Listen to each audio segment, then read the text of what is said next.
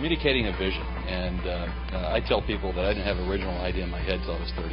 I'm 51 years old. And I really felt like I was the BASF of everybody else's business. I could make it better. But I struggled. I thought, what was wrong with me? You know, I don't have an idea. So finally I became enlightened somehow, and I had a vision. I had a stream of consciousness that worked for me. And so the mentor that helped me was, you know, take that vision, communicate that vision long and often, and now when people start to follow you, you're onto something. And so keep resonating with folks and keep communicating that vision and keep refining it. The best advice that I ever got from my mentor came at an early age when I was screwing up everything. And I was sure that, you know, I'd read my real estate books and I knew how to take care of this company. I knew what I was doing. And I believe it was the attorney actually who said, you know, Rob, when things are bad, ask for help and admit that you don't know something. And if you can do that, you'd be surprised at the situations that you can get out of relatively pain-free.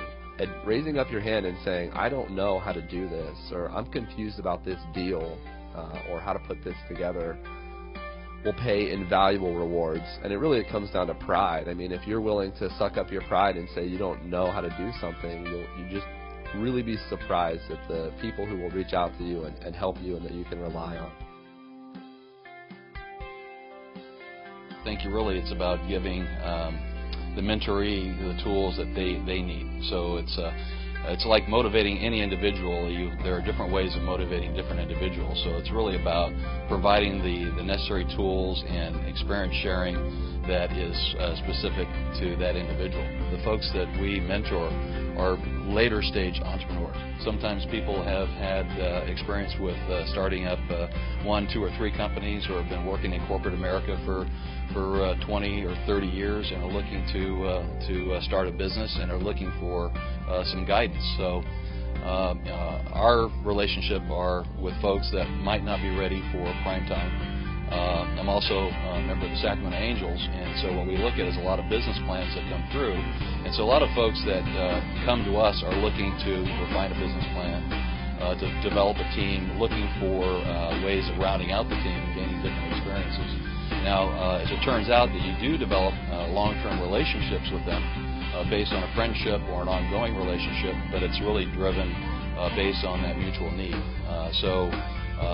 The later stage entrepreneurs come look for different things. How do I find capital? How do I find an engineering team? You know, how do I protect my IP?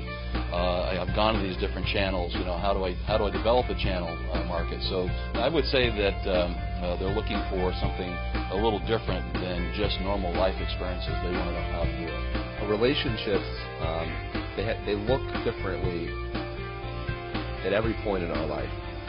Every Monday morning I have a phone call at 9 o'clock with one of my mentors, and we're very structured. You know, I share with him my business problems, I share with him my personal problems, and he gives me feedback and direction. You know, Bert and I may exchange an email or a Facebook message, or, you know, late night at a bar, have a long conversation about business strategy and different things that we're working on. Through the real estate business and my restaurant career, I made friends with a local restaurant owner, a local attorney, and a federal appeals judge. They all had a huge impact, although I really did not realize that they were guiding me and directing me and helping me. But when I look back, what I realized they were doing was being honest with me. You know, it's being candid and admitting when you've made mistakes and, you know, sharing your warts. So when you have mentees, you really have to share with them the times that you were scared, the times when you didn't know what you were going to do next or what the next move was, and, you know, how you got through it, how you made mistakes.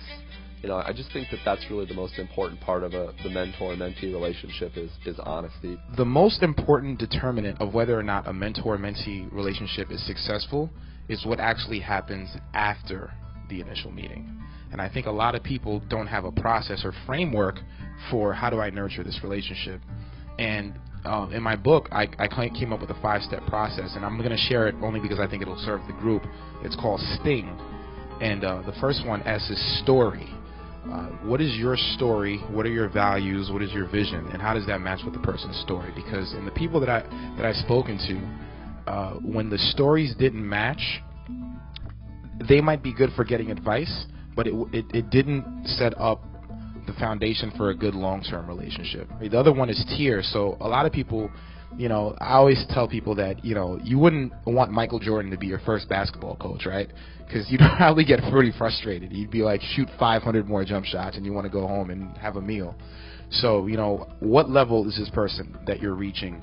And are you taking the appropriate steps to nurture that relationship? Introduction, how you meet your mentor, that's what the I stand for.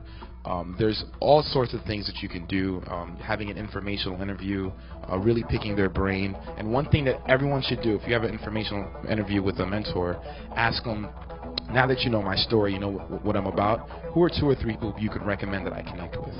The end part is nurture, and one thing that I do with all my mentors, I keep them updated with what I do. And this is an idea I shared with Rob, actually. I send what I call a progress postcard. So every time someone gives me an idea, a mentor, I write it down, like ideas from Rob. So 6 months later, Rob might get a postcard with my picture on it and say, here are 5 ideas you gave me. I implemented 3 of them, on the back, bullet point, bullet point, bullet point. And he feels that connection. He feels that you took the time to still consider him even after you did your thing. And the G part is gratitude. I think a lot of people, they have a mentor, they get advice, they achieve their initial goal, and they forget about the mentor. When I've seen relationships that are based with that gratitude, those relationships last the longest, and those are what I found to be the best mentor-mentee relationships.